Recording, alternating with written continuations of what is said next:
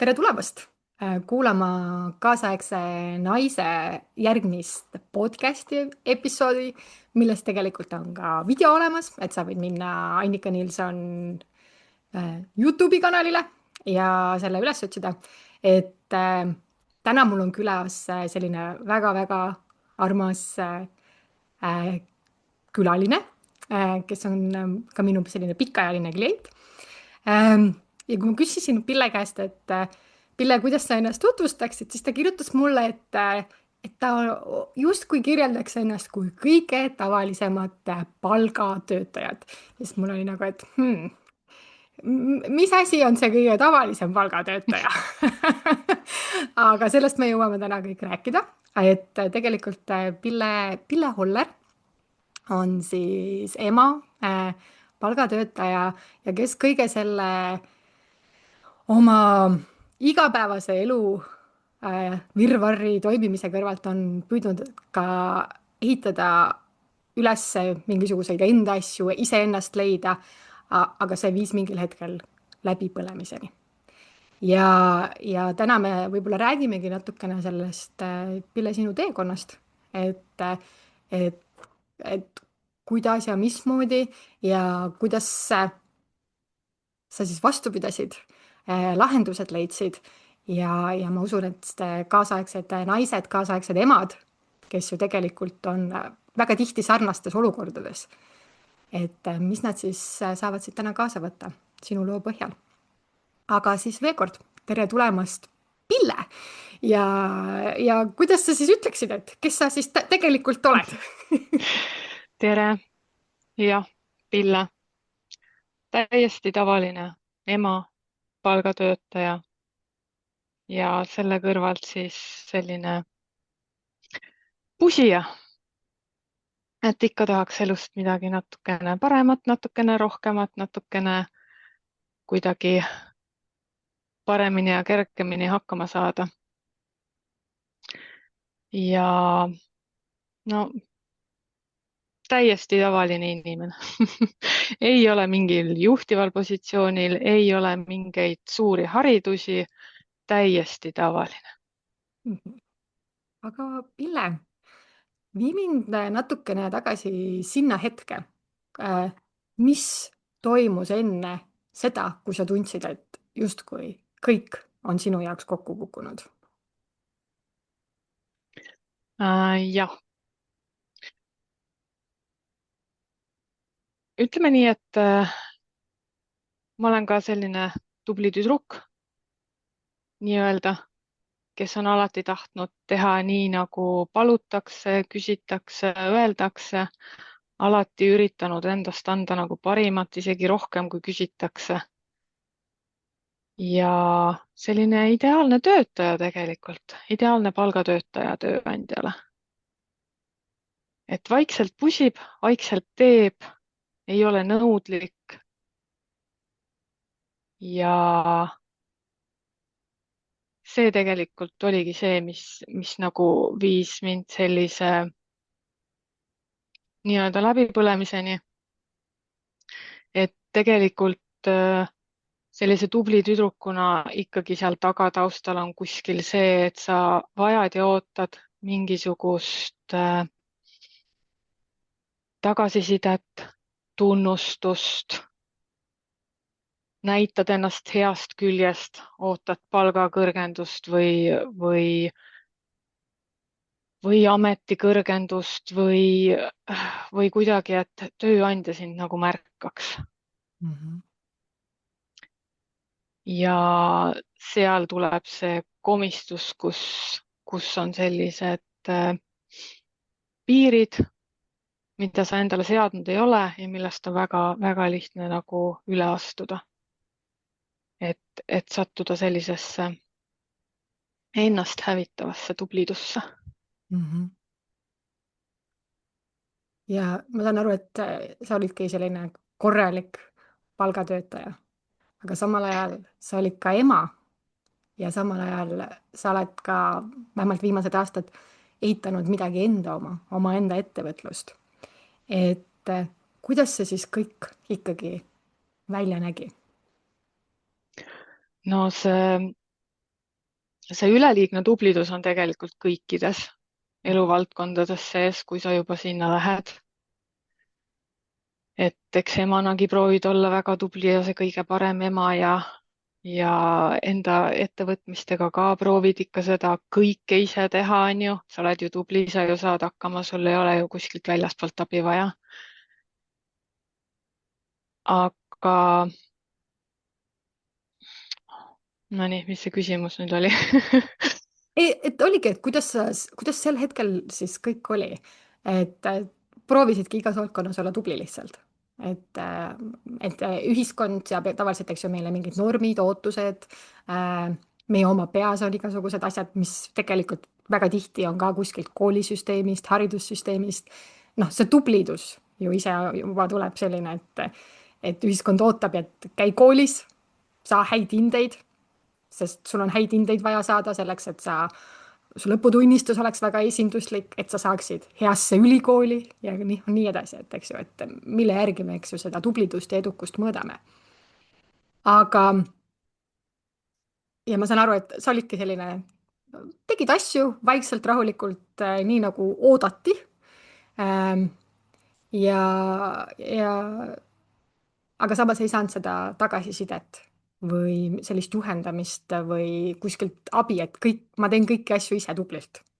Et ma olen ju naine. Ma saan ma olen kõik ju teha. eestlane, ma saan ju kõigega hakkama, jonn on sees, on ju. Jah, no see, milleni see kõik viis, oligi see, et ma tundsin ennast nagu tühjaks pigistatud sidrun.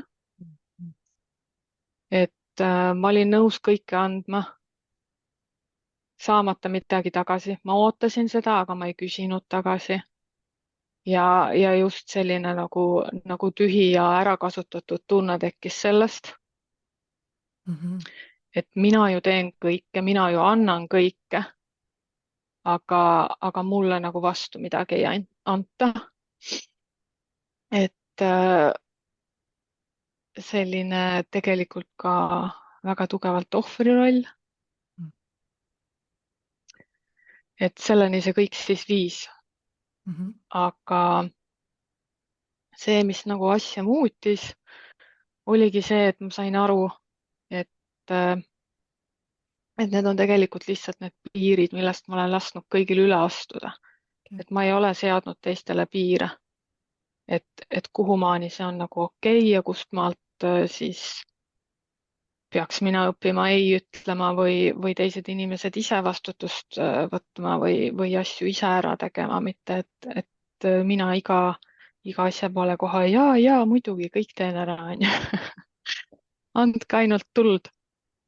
Aga sel hetkel, kui sa olid tubli ja kõik need asjad seal toimisid, et kas oli mingisugune konkreetne hetk või mingisugune konkreetne päev, kus sa siis päriselt tundsid, et midagi on valesti? Jah, no ma tundsin tegelikult juba pikalt, et midagi on valesti. Aga ma ei teinud selle teadmisega mitte midagi. Ma proovisin ikkagi hakkama saada, ikkagi punnisin edasi, ma ju saan hakkama, ma olen ju tubli. Aga siis üks hetk lihtsalt minu füüsiline keha tõmbas lihtsalt kriipsu peale. Ja mul tekkis lihtsalt, ma ei teagi, kuidas seda nimetada, ärevushoog, paanikahoog. Et kui ma sain teada, et ma pean puhkusel teist töötajat täies ulatuses asendama, siis ma läksin lihtsalt lukku.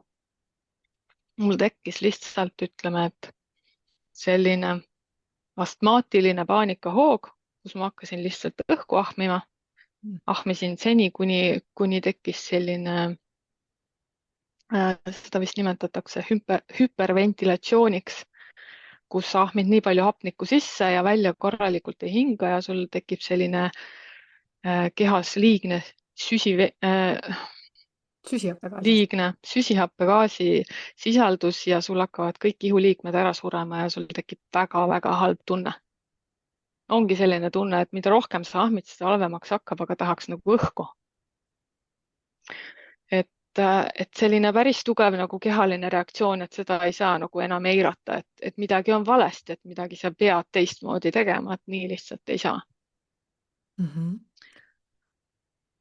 ja siis kas sa ütlesid, see oli see puhkuse ajal, aga kas sa otsustasid siis näiteks haiguslehe võtta, puhata, midagi teistmoodi teha või siis ma natuke sinu puhul tean, et tegelikult vist mitte.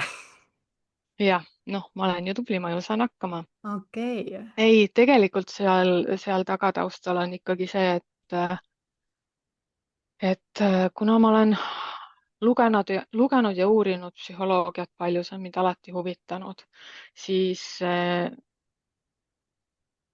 tegelikult ju need probleemid on meil kahe kõrva vahel ja mul on see tugevalt teadmine, et see probleem on seal kahe kõrva vahel. Et kui ma lähen sinna arsti juurde ja küsin selle haiguslehe, see ei muuda ju minu kahe kõrva vahel absoluutselt mitte midagi. Arst võib mulle välja kirjutada mingeid rahusteid, antidepressante, anda mulle puhkust, mida iganes, aga see ei muuda ju minu kahe kõrva vahel mitte midagi. Ja sellepärast, noh, see on minu isiklik arvamus, on ju, aga sellepärast mina ei suutnud sellise probleemiga minna arsti juurde. Ma ei ütle, et teised peaks seda tegema. Kui tunned, et tahad, pead, Mhm. et sa saad sellest abi, siis loomulikult. Aga minul oli enda suhtes selline tõrge, et kui see on minu peas ja minu kahe kõrva vahel, siis ainuke, kes tegelikult mind aidata saab, olen mina ise. Ja ma tegin selle otsuse tegelikult sellesama hetkega, kui see paanikahoog nagu lõppes. Mhm. Sellel päeval ma enam edasi ei töötanud, et ma võtsin selle päeva võtsin nagu vabaks, Mhm. selle pooliku päeva. Aga järgmine päev läksin sama rõõmsa näoga tööle edasi. okei, aga mis oli siis see otsus, mis sa siis vastu võtsid? räägi mulle sellest täpsemalt. No see otsus oligi see, et ma tean ju, et need on need piirid, millest ma lasen teistel inimestel üle astuda. Et siis järelikult on midagi nende piiridega vaja teha. Mhm. Ja ma otsustasingi konkreetselt, et mitte keegi ei astu enam üle, et mitte keegi ei trambi minu piiride peal. Ja ma ütlen need piirid välja, et ma ei jäta neid piire nagu enda teada, vaid ma ütlengi inimesele, et nii, minu aeg on piiratud, minu tööaeg on piiratud, minu sõrmed on piiratud, mul on neid 10 tükki ja ma ei jõua neid rohkem seal klaviatuuril klõbistada, kui mul neid on. Et ma ei saa sellest üle astuda, et ma andsin endale tegelikult loa öelda ei, mida ma varem ei teinud. Mhm. kas see oli kõik see sinu enda mõttekäik või sa said kuskilt abi, inspiratsiooni, mõtteid, et sa ütlesid, sa oled hästi palju lugenud, psühholoogia on sind huvitanud, et kuidas sa sealt edasi läksid?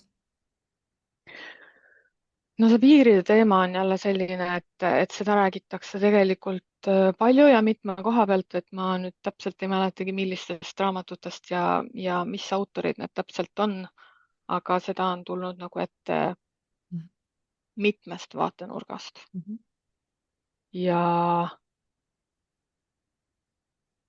ilmselt ma lihtsalt otsustasin, et nii, mul on see teadmine, ma kasutan seda teadmist, et piirid on tähtsad ja see on nagu see koht, millega ma praegu saan selle protsessi nagu pidurdada ja kuidagi nagu teistpidi keerata, et see spiraal ei lähe enam alla, vaid ta peab hakkama minema taas ülesse. Mhm.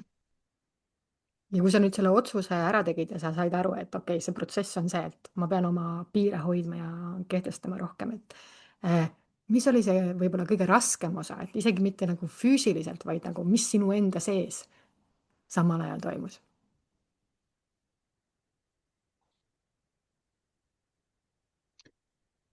No kõige raskem oli tunnistada iseendale seda, et ma olen valesti teinud, ma olen valesti elanud. Ma olen elanud ennast hävitavalt ja tunnistada seda endale. Ja samas see tekitab nagu, kuidas ütelda, sellise iseenda silmis ja iseenda ees läbikukkuja tunde. Mhm.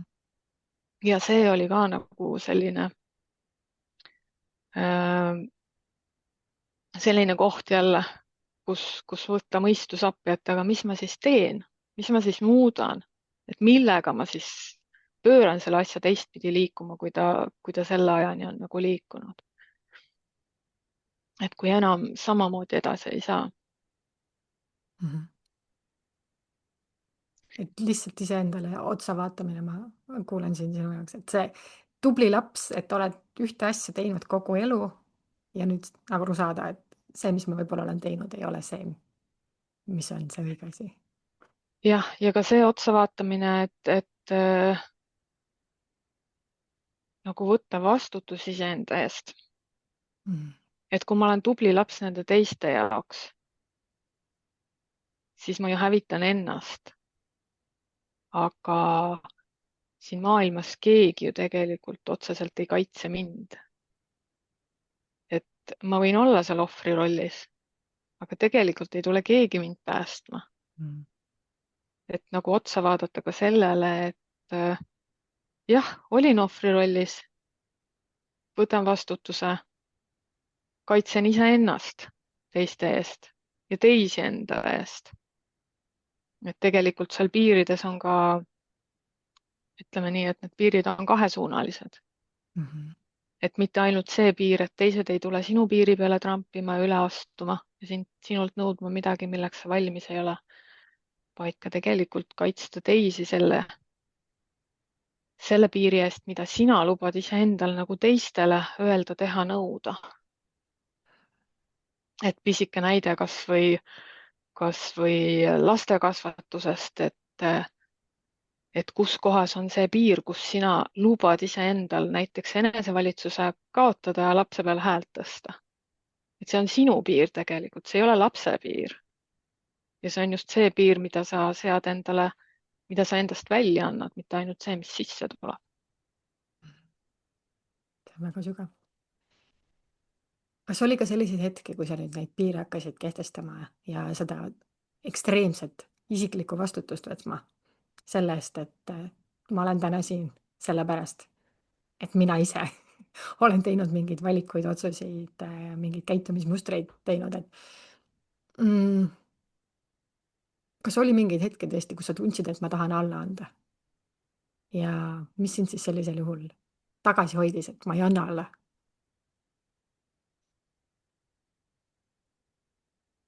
Jah, selline enesekehtestamine toob kaasa teistes võõrutusnähtusid ja see on raske. Teistel on raske aru saada, et mis nüüd juhtus, miks sa nüüd järsku enam jah ei ütle kõigele. Miks sa nüüd järsku kõigega nagu nõus ei ole, millega sa enne nõus olid. Et see võtab aega. Aga just see sisemine tunne, et kui mul on enda jaoks seatud mingi piir, siis ma ei saa seda piiri nihutada selle jaoks, et, et mitte enda peale tõmmata näiteks teise inimese pahameelt. Et see okei, selle olukorra see võib sellel hetkel lahendada, aga see lõhub mind ennast. Kas sa saaksid võib-olla mõne näite tuua, mis oli selline piir just nagu sel hetkel, mis oli hästi oluline sinu jaoks hoida, aga mis oli võib-olla selline keeruline? No toome väga lihtsa näite. Täiesti eluline, igapäevane näide. Meestel meeldib käia ehituspoodides. Meil on majas remont. Ja millegipärast mees arvab, et ma pean alati sinna poodi kaasa minema. Vahet ei ole, mida ta sinna vaatama läheb. Kas kruvisid, saelehti või uut tapeeti. Millegipärast arvab ta alati, et ma pean sinna kaasa minema. Aga mul on oma tegemised. Mul on majapidamine, mul on koer, mul on lapsed, mul on aed. Ja ma saaksin selle laupäevase päevaga mitu asja ära teha selle aja jooksul, kui tema seal poes käib. Ma ei pea sinna kaasa minema. Ja täpselt niisama lihtne näide, et kui mees tuleb konkreetselt ütlema, et nii, me läheme nüüd käime koos poes ära. Ja ma ütlen, et ma ei taha sinna minna, et mul ei ole sinna vaja minna, et praegu on osta vaja selliseid asju, kus ei ole nagu minu arvamus oluline, et me ei lähe sinna sisustust valima, mis on nagu minu pool. Et mina ei tea, mis kruvisid vaja läheb, onju. Ja kui seal lasta nagu mehel ennast ümber rääkida, et ei, me ikka läheme käima koos ja ma tahan, et sa tuled kaasa ilma igasuguse nagu mõistliku põhjenduseta, onju, et mul ei ole vaja seda kruvi seal valida, Mhm. siis, siis kas või nii lihtne asi, et öeldagi, et ei, mul on teised plaanid, ma tahan, ma ei tea, aias rohida, et jääda sellele endale kindlaks, et ma ei pea minema sellepärast, et keegi teine soovib seda. Et nii pisikene asi kasvõi, igapäevane asi, et sa saad ise valida, mida sa teed, mitte et keegi teine otsustab ära, et kuidas sinu päev möödub või mitu tundi sa pead siin kuskil kaubareisil osalema. Okay. Rääkisid ka otsustamisest ja siis sellest piiride kehtestamisest ja see hetk, kus sa teadlikumalt hakkasid neid asju tegema, et kas midagi tuli sinu jaoks ka üllatusena võib-olla, mida sa isegi ei osanud oodata?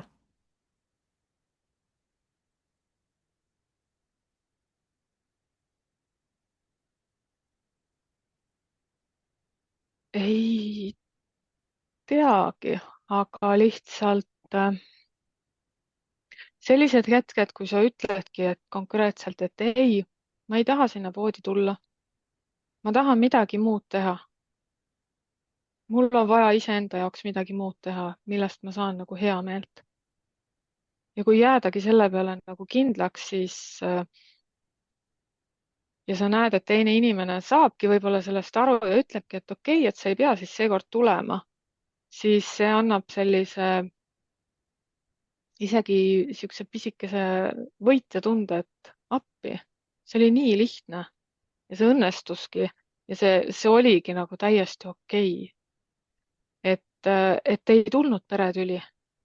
Ei tulnud sellest mingit hirmust pahameelt või vastuväiteid või midagi rasket, nagu sa tegelikult ootasid või olid nagu endale ette kirjutanud, et noh, ma pean minema perekonna, ma ei tea, rahu huvides, et kõigil oleks nagu lihtsam ja kergem, onju.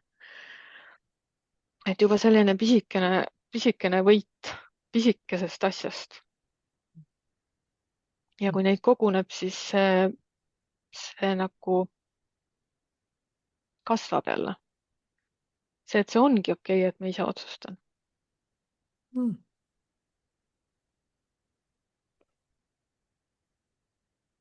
Nüüd olles sul selline, sul on positiivseid kogemusi, eks ju, kus sa oled oma piire kehtestanud ja mõeldes tagasi sellesse hetke, kus sa tundsid ennast nagu see tühjaks pigistatud sidrun, tubli sidrun, ilus kollane mahlane sidrun, aga tühjaks pigistatud. Et mida sa täna tead, mida sa võib-olla tol hetkel absoluutselt ei teadnud?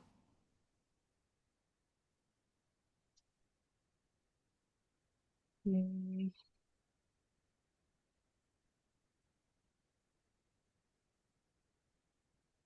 Ma millegipärast arvasin alati, et mul on tugevad põhimõtted ja tugevad tõed, mille üle ma olen olnud nagu õnnelik, et kuidas mind on kasvatatud, et palju mulle on antud vabadust ise otsustada ja kuidas mulle on seletatud, mis on halb ja mis on hea. Et ma tundsin, et mul on see pagas nagu olemas, aga ma tundsin ka samas, et ma ei ole osanud seda kasutada.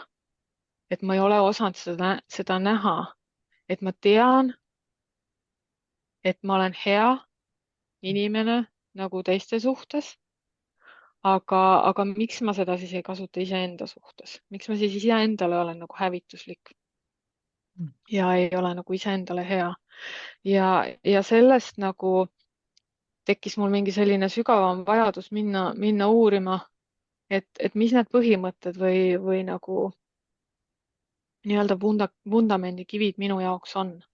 Et kui ma tean, et nad on olemas, aga ma neid ei kasuta, et milles on asi. ja läksin sügavamale, läksin uurima, läksin otsima, mõtlesin, et mis asjad siis on need asjad, mis on minu jaoks nii väga tähtsad, et et mille peal siis minu otsused ja asjad nagu baseeruvad. Et miks ma tunnen, et mul on nagu vundamendi kivid olemas, aga nad on laiali paisatud ja nende peale ei saa nagu midagi ehitada. Et just see oli nagu selline avastus, et nagu vundament oleks olemas, aga tegelikult ei ole ka. Mhm. Et mis selle teadmisega nagu siis pihta hakata ja kuidas seda siis nagu parandada. Mhm. Ja kui sa nüüd mõtled sellele versioonile iseendast, sinu endisele minale, kes oli seal läbipõlemise hetkes, et kui sa saaksid talle öelda ühe asja, mis see oleks?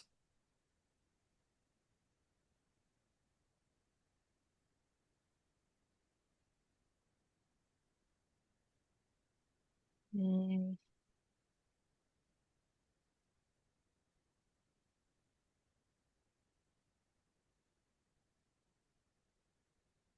Ma ei oskagi kohe nii konkreetselt nagu midagi,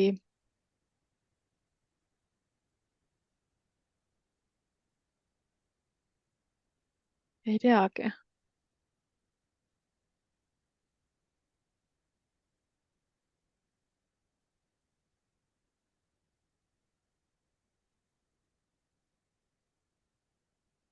väike ajarännak ajas tagasi. suurem, vanem, kogenum Pille tuleb, koputab õlale ja tahaks öelda ühe asja tollel hetkel, siis mis see oleks? Või mis, nagu kas sa ütleksid ka võib-olla mõnele teisele naisele, kes tundis ennast ära selles olukorras ja on täpselt seal hetkel, kus sina olid nagu mõned aastad tagasi. mis sa temale ütleksid?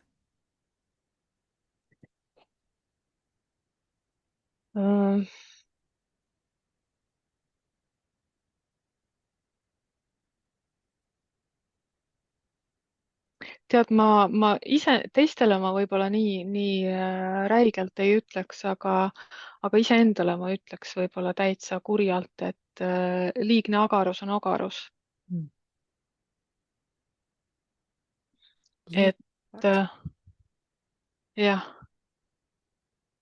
et kui ma hakkasin nagu vaagima seda, et miks ma siis üritan nii hirmus tubli olla ja mida ma siis tegelikult nagu tööandjalt ootan, et miks ma ootan seda tunnustust ja palka ja ametikõrgendust või midagi sellist.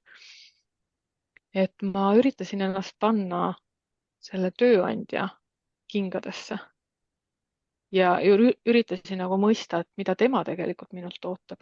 Mhm. Siis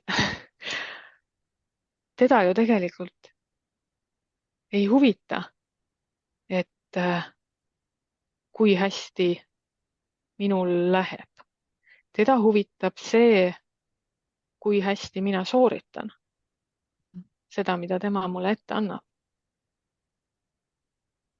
Ja tema ei hakka mõtlema selle peale, et kas ma nüüd põlen läbi või tambin pead vasta seina või mis läbi pisarate või higise sooritus tuleb. Tema asi ei ole seda mõelda tegelikult ja tema vastutus ei ole ka seda mõelda nagu otseselt. no meil on need kampaaniad, töötajasõbralikud ettevõtted ja Jah, need asjad, et jah, me liigume sinna ja. suunas, et see oleks nagu mõistlik, et äri ei ole lihtsalt äri ja raha sissevoolamine, vaid äri on tegelikult koosneb nendest inimestest, kes seal on ja kes sinna panustavad ja et see inimene peab olema hoitud ja hoolitsetud, et ta oleks efektiivsem, mitte ta ei pea olema kuidagi hirmutatud lahti laskmisest või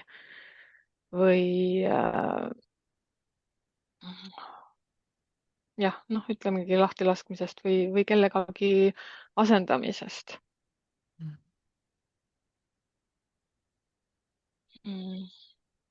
Et jah, see nagu pani mind silmi natuke nagu avama, et miks ma siis seda teen, et miks ma tahan olla tubli, kui, kui tegelikult tööandja sellest ei hooli ja tema ei ole mult seda palunud ju. Ta ei ole mult palunud, et põleta ennast läbi, Mhm. et mina teen ju seda ja teen seda mingisugusest kuidagi enda puudujäägist või vajadusest tunnustusele, kuhugi kuulumisele või millele iganes. Ja kas Et see see oli jah. see, et põleta ennast läbi, see siis tegelikult töö kontekstis sinu jaoks tähendaks, kas see tähendas, mis see siis tähendaks täpselt, jah? Võtsid tööd koju kaasa, tegid midagi ekstra? No võtsin kogu aeg lisavastutust, lisaülesandeid, ilma et ma oleks selle eest midagi ise lisa saanud. Mhm. Lisatööd sain. Ütlesid lihtsalt jah, toodi jah, uus asi mõtlesin, et jah, ja sa olid tubli ja mõt-, ütlesid loomulikult ma aitan. jah, mõtlesin, et jess, ma saan jälle midagi põnevat, midagi uut, saan edasi kasvada, saan edasi arendada. aga kuna sellele ei tulnud nagu mingit vastust, siis ma tundsin, et mind on ära kasutatud. Mhm. Mhm. aga see oli ka jälle minupoolne, ma ei süüdista tööandjat selles. Mhm. Et kui ma selle ülesande vastu võtsin, miks ma siis kohe ei öelnud, et okei, aga see maksab minule nii palju töötunde, nii palju ajurakke, et mis ma selle eest vastu saan, kui ma selle ülesande endale võtan. mul ei olnud äh, mul ei olnud sellist tugevust ja sellist enesekindlust, mille pealt sellist asja küsida. Mhm. Nüüd ma küsin, okei. kui tahetakse vastutust lisada, siis ma ütlen, et okei, mida see minu jaoks tähendab, mis on minu panus ja mis on see panus, mis mina selle eest saan, et kui te tahate mulle midagi anda, siis müüge see mulle maha, Okei. mitte aga ei ole räägime, ainult ühepoolne. aga räägimegi täna sellest, et sa tegelikult natuke juba rääkisid, et sa tundsid tol hetkel, et sul olid mingid tugevad vundamendikivid, aga need olid igal pool laiali, sinna peale ei saanud midagi nagu ehitada. ja täna sa oled jõudnud ikkagi läbi oma sisemise töö selleni, et sul on palju tugevam see vundament. et kui nagu ma küsiksingi su käest, et mis asi see vundament siis sinu jaoks on, et kuidas sa siis seda defineeriksid? Äh, minu jaoks need on lihtsalt minu enda põhitõed, mida mida ei saa nagu eirata. Mhm. No iga inimese jaoks võivad need erinevad olla, kelle jaoks on need piiblist 10 käsku, kelle jaoks on need mingid universumi seadused, mida iganes. Et minu jaoks on need lihtsalt sellised asjad, kus mul on mustvalge, et ma tean, mis on minu jaoks õige selles kohas ja selle asja puhul, et ma võin nagu tuua näite, et minul on 6 vundamendikivi Mhm. ja üks neist on näiteks ausus. Mhm. et seal ei ole sellist, ma olen selle enda jaoks nagu lahti mõtestanud, et mis on minu jaoks ausus, sest iga inimese jaoks võib see erinev olla. et ma olen selle enda jaoks nii mustvalgeks teinud, et ma tean täpselt, millal see on minu jaoks valge, millal see on minu jaoks hall ja millal see on minu jaoks must. ja, ja kui ma mingit otsust teen, siis kui oluline see sellel hetkel on, et ma oleks seal selle valge poole peal. Mhm. et aususe koha pealt minu jaoks ongi nagu see lahti kirjutatud lihtsalt ühe lausega, et ma olen aus iseenda ja teiste vastu, sest ainult tõde loob sisemise rahu ja vabaduse. Mhm. et tegelikult on see ka kahepoolne liiklus, et see,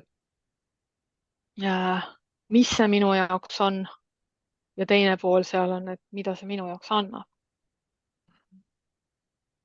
Et minu jaoks ausus on lihtsalt see puhas siirus iseenda ja teiste suhtes. Ja samas see, mis ta mulle annab, annabki mulle meelerahu ja selguse, et ma tean, mis see minu jaoks tähendab. Mhm. Ja ma sain aru, et sul on nüüd seal kohe kõrval olemas need kõik 6 vundamendikivid. Kas sa oled valmis neid meie kuulajatega jagama ka? Jah, ma võin nad selles mõttes nagu 7 või 6 tükki nad mul on, et minu jaoks need ongi siis ausus, siis on vastutus, õppimine, arenemine, Mhm. peegeldus endas, vabadus ja armastus. Mhm. Et need on sellised 6 asja, mis mina tundsin, et sellel hetkel, kui ma seda tegin, olid minu jaoks olulised. Et ma tean kindlalt, mida nad minu jaoks tähendavad. Ja kui ma panen nad selgesse lausesse, siis ma saangi need kivid nagu vundamendiks kokku, et siis nad ei ole enam pilla-palla. Mhm. Et siis ma tean, kus nad on ja mida nad minu jaoks tähendavad. Ja ma saan nende põhjalt teha otsuseid. See on väga võimas. Ma saan nad panna kokku, nende pealt ehitada, see on nagu tugev vundament sinu sisemiselt, et nüüd, kus sul on see 6 vundamendikivi ja väga konkreetne ikkagi, hästi palju sinu jutust ma tunnen seda isiklikku sisemist vastutust selle eest, kus ma olen ja kuhu ma liigun. Ja see on ka väga tihti ka meie üks-ühele vestluste teema olnud, et ownership, accountability, responsibility, et 3-kordne vastutus, eks ju, erinevates eluvaldkondades, äh, et kuidas sinu elu siis täna välja näeb võrreldes sellega, kus sa varem olid?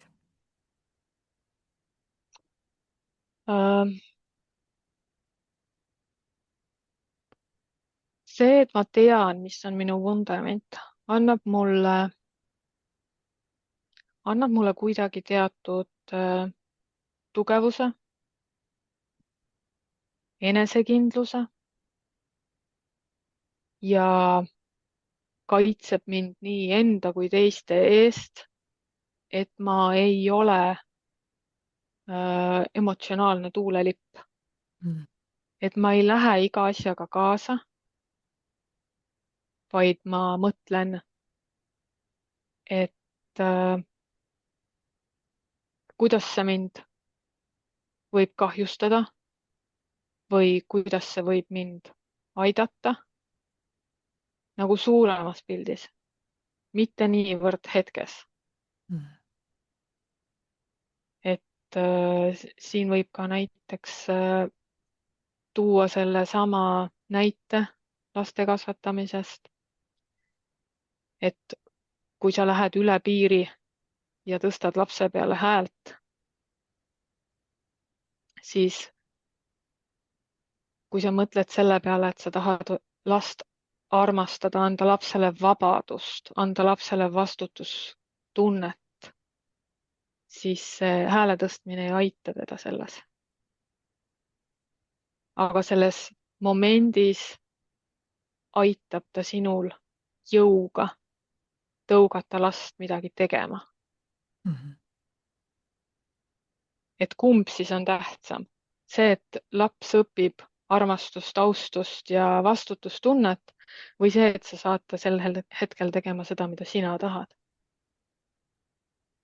Et üks on see nagu hetkeline ja teine on see nagu suur pilt. Et kui olla selline emotsioonide tuulelipp, et puhud sinna või lähed sinna, kus tuul puhub, siis on väga lihtne seda häält tõsta ja öelda lapsele, et nii, sa nüüd koristad selle toa ära ja siinkohal ei ole mingisugust nagu vastuvaidlemist või noh, kuidas ütelda, kasutad tugevama õigust, kas või mm. siis lihtsalt hääleliselt. Nii et tegelikult see ju kahjustab nii last kui sinu suhet lapsega. Ma kuulen ja, et see on sinu jaoks hästi oluline teema on, et vanemate suhted lastega ja see, millise jälje me jätame järgmistele jah, põlvkondadele läbi enda tegemise. on tõesti. ja et kui sa, aga veel, et sa oled nagu teinud oma tööd iseendaga, et üks asi on see, et võib-olla sa oled nüüd natukene rohkem teadlikul kohal olev lapsevanem, ema ähm, ma saan aru, et tegelikult sinu elus on muutunud ka see, et oma abikaasaga sa suudad ka panna tegelikult enda piire paika ja ilmselt ka rohkem arvestada nagu tema piiridega ja et kas kuidagi teie omavaheline suhe on paremaks, tugevamaks muutnud ja võib-olla kuidas ka siis nagu see töö juures olemine läheb, et ühel hetkel ju see suur osa sellest tublidusest tuli sealt töökeskkonnast, et kuidas täna nüüd, kus sul on sellised tugevad vundamendikivid, sul läheb? Jah, see vundament annab mulle tugevuse ja kindluse, et ma tean, kes ma olen, miks ma nii teen ja väga nagu oluline selline, mida ma olen märganud, mis minu sees järjest rohkem ära kaob, on pidev enesekaitse hoiak, et ma nagu peaks kogu aeg ennast kaitsma, põhjendama, miks ma nii mõtlen, miks ma nii ütlen, mis tavaliselt tekitab konflikte, et sa lähed ikkagi kaitsma ja vaidlema ja õigustama ennast. Et see on jäänud nagu oluliselt vähemaks ja just tänu sellele, et ma tean, mis on minu jaoks õige, ma ei pea seda kellelegi põhjendama, ma ei pea enda seisukohta tõestama või kaitsma. Ei iseenda ees ega ka kellegi teise ees. Et see on üks nagu selline suur pluss, mida ma olen nagu sellel teekonnal märganud. Ja kui sellest vestlusest nüüd see kaasaegne naine, kes on ambitsioonikas, tahab siin elus kõike, sellepärast et miks mitte. Et mis ta siit vestlusest võiks endaga kindlasti kaasa võtta?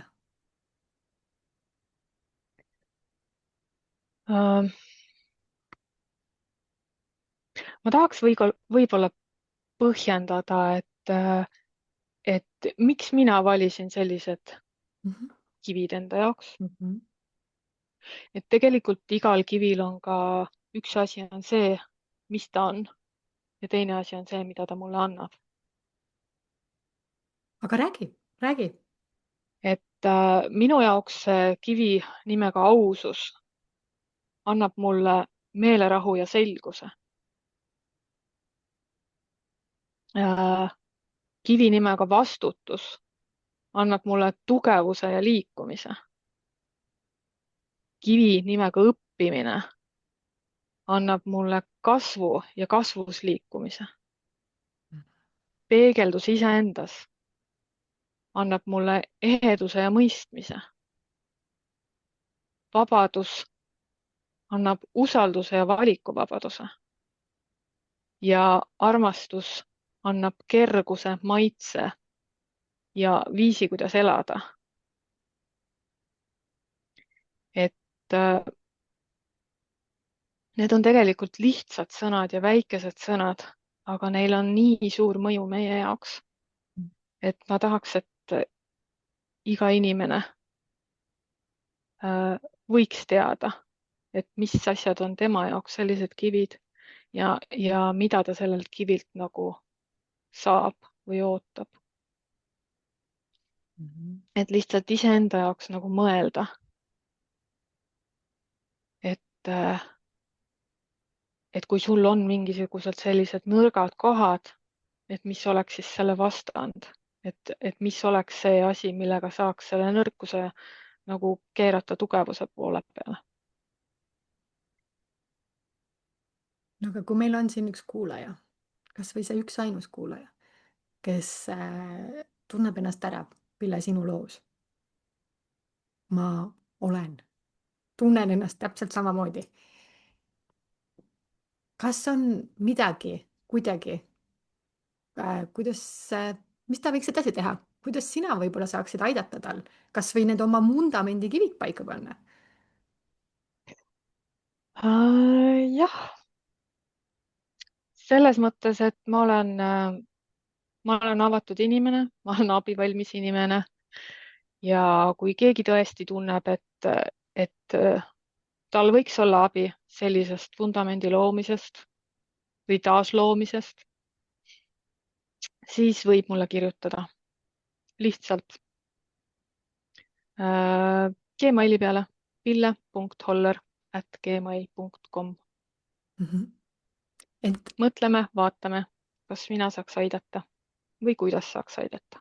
et sina, kes sa kuuled ja täna Pille teekond oli see, et tema tol hetkel jõudis ise selle sügava taipamiseni ja tema taust oli piisavalt selline, et ta oli psühholoogiat ja muid asju uurinud, õppinud, et hakata vaikselt minema sellest raskest kohast. Aga kindlasti, kui sina täna tunned, et võib-olla mingi selline sõbralik vestlus võiks olla see, mis minu elus täna puudu on, siis kindlasti kirjuta Pillele. Ja kui sa oled seal läbipõlemise nagu ma nimetan, nagu see on ikkagi üsna põhjas olemise tunne, nagu elus olemise tunne, siis julgustan sind igal juhul otsima abi.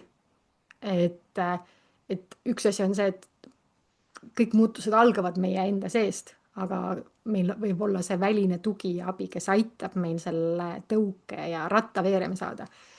Ja vahel võib see ollagi vestlus kellegi teisega, sest nii lihtne on olla seal läbipõlemises. See on justkui selline allakäiguspiraal, et kui ma vaatan homme, homme, homme, siis minu tunded, kogemused lähevad aina negatiivsemaks. See ärevus läheb suuremaks, depressioon, ängistus, kõik need negatiivsed sõnad, et kui midagi ei muutu täna, siis mõtle selle peale, et kuhu see sind edasi viib. Et see sinu taipamine samal hetkel oli samamoodi, et nii ei saa enam edasi minna. Ja Pille selles suhtes võib väga hästi nagu sind kuulata, mõista, kas või ongi teha, saab koos läbi teha selle harjutuse, eks ju, et leida need enda vundamendi kivid ja sealt siis vaikselt, mitte et see spiraal ei lähe allapoole, vaid spiraal tasakesi samm-sammult pisikeste sammudega hakkab minema hoopis ülespoole. Et pisikesed positiivsed asjad igapäevaselt tasakesi järjest ülespoole, nagu see Pille enda lugu on tulnud, et kuidas ta täna kehtestab ennast rohkem, kuidas ta on rohkem kohal, sõbralikum, iseendaga rahulikum, et igal juhul, et kui sa tunned, et Pille võiks olla see sinu inimene, siis kirjuta talle ja see sinu emaili aadress oli pille.holler@gmail.com. ja ütleks veel nii palju, et see, et kui sa mõtled, et ma pean veel ühe päeva vastu, võib kesta igavesti ja kuni sa ise seda ei muuda, siis see ei muutu. Enne kui ütleb sinu füüsiline keha midagi, Mhm. võib tekkida ükskõik milliseid terviseprobleeme siis siis selleni see tegelikult lõpuks viib, et kui mõistus ei pane pidurit, siis paneb keha.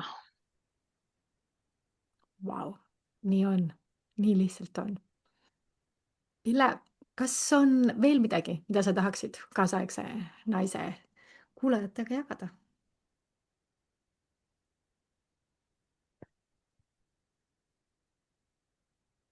mm,.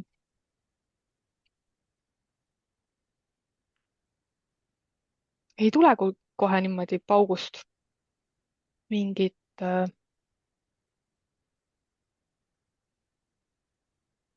võib-olla ütleks lihtsalt lõpetuseks, et vundament on alles algus ja vundamendist saab edasi minna piiride panemisele, saab minna enda uut identiteeti kasvatama, saab mida iganes,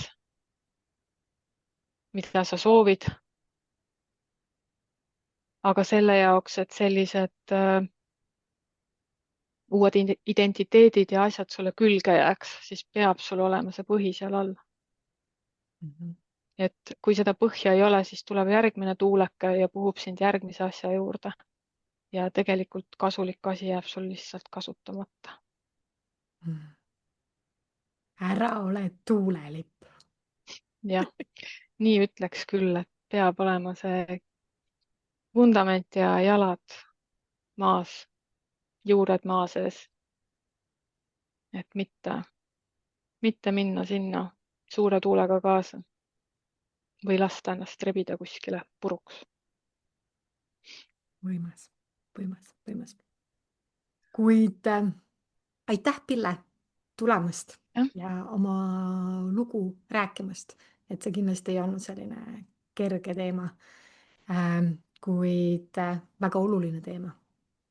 Sest see on naise ema roll, kus me peame kodu, laste ja töökoha vahel veidi žongleerima, eks ju, ja kuidas selles kõiges ellu jääda. Ja see mõte, et ära ole tuulelipp, loo endale nagu need tugevad vundamendipostid, tugisambad, mille pealt edasi liikuda. Ma arvan, see on väga nagu oluline mõte, mida siit täna kaasa võtta. Igal juhul, jaa. jah. Tahtsid sa veel midagi lisada? Ma oleks lihtsalt võib-olla julgustuseks öelnud, et minul on sellest läbipõlemisest 3 aastat möödas ja ma suudan sellest naeratusega rääkida. Aga esimene aasta oli selline, kus mul oli iga sügavamagi vestluse käigus silm märg, see on okei. Osa protsessist. See on valus teema ja see teeb haiget. Ja sellest saab välja, sellest saab üle ja seda ei maksa häbeneda.